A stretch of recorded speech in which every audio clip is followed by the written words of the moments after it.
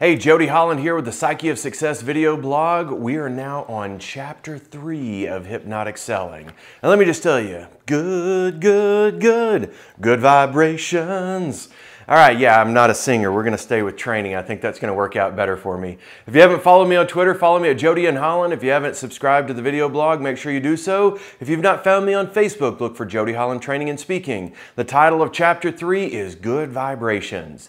Deepak Chopra, MD, who talks about the quantum reality of all that exists, explains that what we once believed was the building block of everything, the atom, is no longer considered the fundamental building block of all that exists. If you break down an atom, you've got protons, neutrons, and electrons. If you break down the electron, you've got bosons, quarks, and leptons. And then below that, all you got is trace energy. So all you have as the building block of all that exists is this light energy. So think about that for just a second. If all that exists from the same fundamental substance, that means that we are all connected at a quantum level. Now, I know this is getting a little deep for you, but I want you to think about that from a sales perspective. When you go into any sales meeting, the vibrational energy that you put off is based on the way that you carry yourself and the way that you present yourself, but most importantly, what you're thinking about the situation. If you're going in there for the close, then people will know that they need to be on their guard. If you're going in there only to benefit the other person, then you put off a different fundamental energy and other people respond to that energy. So there's several things that you want to look at on this. Okay, first off, the conscious mind versus the subconscious mind. If you look at the breakdown of the mind, you've got the ego, the superego, and the id. The id is the subconscious, and then dancing kind of up and down into the subconscious and conscious is a superego, which keeps telling the ego, hey, look at this, look at this, look at this. And then the ego carries it out. Your subconscious mind can process 400 billion bits per second.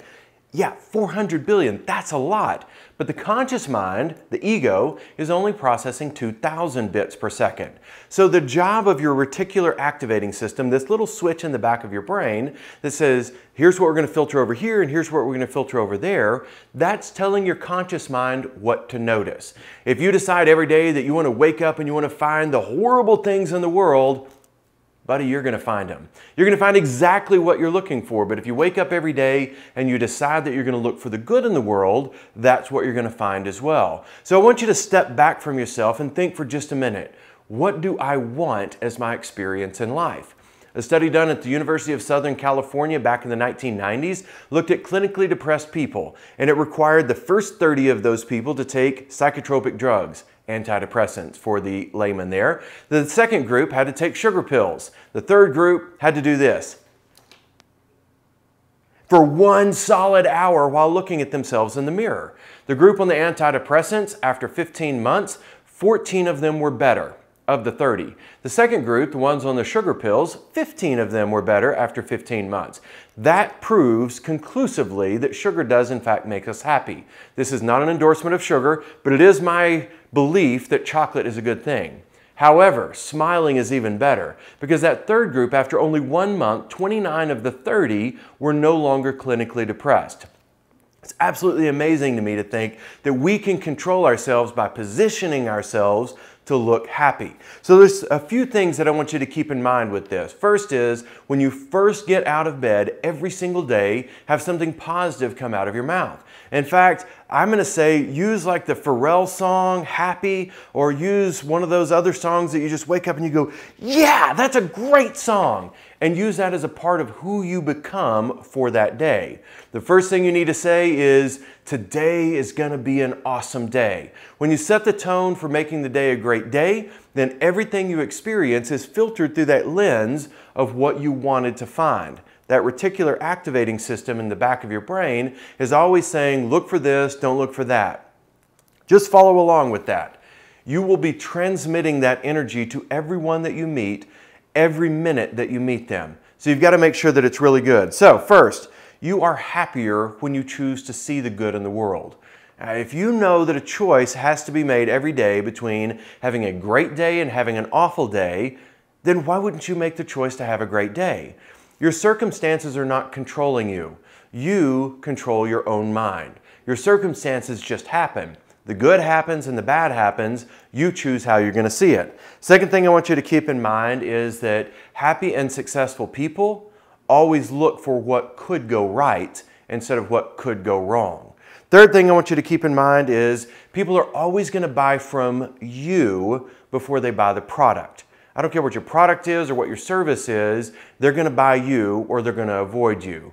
Big mistake that we make in the auto industry is we run out and try to meet the person, and the first salesperson that gets there is their salesperson. But if they don't fit, then you're just running them off the lot. Now think about this from a professional services sales.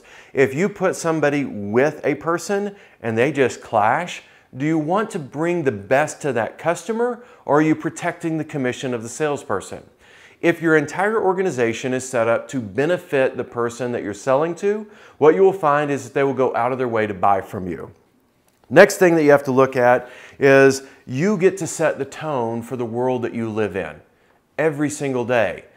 You have a locus of control, either internal, I'm in control of myself and my situation, or external, the world's controlling me and I have nothing to do with it. Decide today which version of you is going to exist. I'm going to tell you, the 3% in the US population that wakes up every day and says, I'm in control of me, no matter what's going on in the world, no matter what the media says, no matter what anybody says, I'm in control of me. The moment that you do that, your success will grow exponentially. Napoleon Hill, in the book Outwitting the Devil, published in 2011, said that the 3% of people who are wildly successful control over 95% of the money, and it's based on that one principle. Every day they wake up and choose to be in control of themselves. So my question to you is, who's in control of you? What vibrations are you going to put off? If you're in control of you, then you can determine whether you're happy or whether you're unhappy. My challenge? Be happy. Set those good vibrations in motion because people will want to be in your presence. I'm Jody Holland with the Psyche of Success video blog. If you haven't followed us yet, make sure you do that. Subscribe to the channel, follow me on Twitter, follow me on YouTube. And by the way, you can also find more information on how to go through this book at jodyholland.com/hypnotic.html. I look forward to seeing you on the next episode. We'll see you soon.